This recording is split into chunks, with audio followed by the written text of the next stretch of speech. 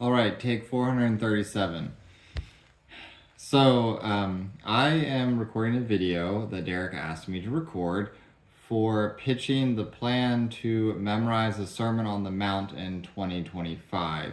Basically, what happened was I wanted to memorize this anyway, and then I thought maybe other people did, and so I asked Derek, and he has talked to the elders, and then they told me to make a video, so now I'm making a video. It might be a bit long, but I do hope that you'll bear with me. So in this video, I want to address 5 things to pitch this project for 2025, which I'm really excited about. So the 5 things are, why memorize anything ever? I think that's actually a really important question. Why memorize the Word of God? Why memorize the Sermon on the Mount? I like the question why. What are we actually doing for this project? And then just address a question that you might have. So for the first one is why memorize anything ever? Well, so I used to think that memory was pointless basically because like if it's the Word of God, you can, or really anything, you can just, you have Google in your pocket basically, and you can just look it up. So why would I need to recall anything? But the problem is that assumes memory is about recall, and it's really not. So the book The Shallows, What the Internet is Doing to Our Brains, helped me see this and enrich my view of memorization. It talks about how we encode things into long-term memory, and this is what it says. For a memory to persist, the incoming information must be thoroughly and deeply processed. This is accomplished by attending to the information and associating it meaningfully and systematically with knowledge already well established in memory. So to paraphrase, when we memorize, we don't just store bits on a hard drive. We actually take the meaning of what we're memorizing and we basically mix it with the meaning that's already there. It changes our brain, makes new neural connections, as said elsewhere in the book. It's a transformative act. And then if you take this to its logical conclusion, you might get a conclusion like in the book about culture that says, culture must be renewed in the minds of the members every generation. Outsource memory and culture withers. That renewing of minds, it might remind you of Romans 12:2. It says, do not be conformed to this world, but be transformed by the renewal of your minds. See, I always saw a spiritual reality to that, which there is, but there's also a physical reality to that, which makes sense as body, soul creatures, that as we memorize, we're actually transformed body and soul, brain and mind. So it's not about recall, it's about transformation. That would be point number 1.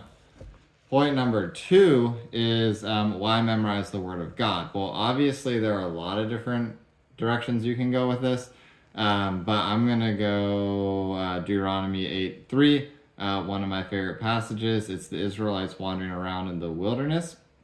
And it says, and he, God, humbled you, the Israelites, and let you hunger and fed you with manna, which you did not know, nor did your fathers know, that he might make you know that man does not live by bread alone, but man lives by every word that comes from the mouth of the Lord. And I find this passage challenging because, do I believe that I don't live by bread alone, I live by every word that comes from the Lord? It's really... I subsist on those words and I need them deeply and daily. And then I think it's more powerful when you combine it with New Testament passages like the beginning of John, where you get, in the beginning was the Word, and the Word was with God, and the Word was God. You then start seeing this connection between the words of God and the Word of God. And when we memorize the words of God, we are letting the Word of God transform us, and we're getting to know him better. So I would say, why memorize the Word of God?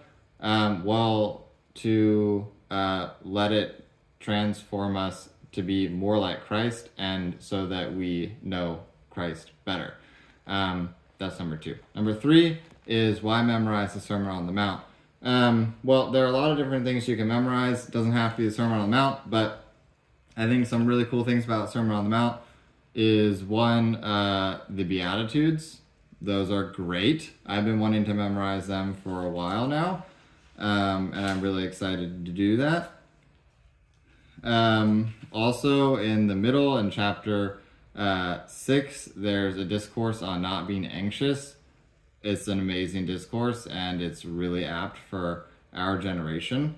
In chapter 7, there's a smattering of things, but there's the section on building your house on the rock and not on sand. Again, there's a lot of familiarity with these passages, but just think if you let the deepness of this passage like really seep in and transform you, that would be great, and I'm excited about it. So yeah, that would be 3, why the Sermon on the Mount. And then number 4 is, okay, so what are we actually doing for this project? There are 4 things this project entails. Number 1 is a kickoff. Obviously, we're going to gather at the end of this year and or the beginning of next year, and it's just a time to gather and answer questions and share tricks and tips of memorization. Pretty simple. Number 2 is the actual memorization. I've made a schedule. It will be on Realm, or it's already on Realm. That'll help you know when to memorize what. And then number 3 is a companion book. As we've already seen, memorization is not storing bits in a computer. It's about transformation and meaning. So we want to make sure that we're understanding the passages rightly, because that's what's going to change us.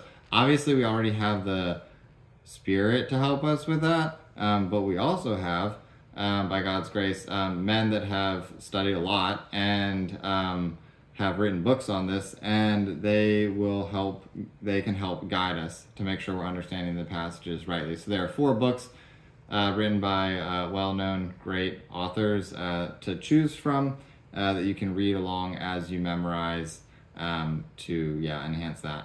And then number 4 would be discussion groups.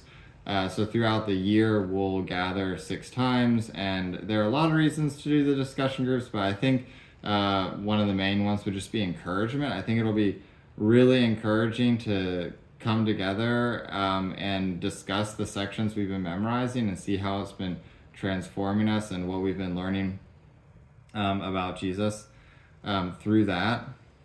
And then, so yeah, those are the first 4 things. Why memorize anything ever? Because memorization is about transformation, not recall. Why memorize the Word of God? So that we can be changed by the Word of God and so that we can know Jesus better. Why memorize the Sermon on the Mount? Because it's awesome. What are we doing? Kickoff, memory, companion book, and discussion groups.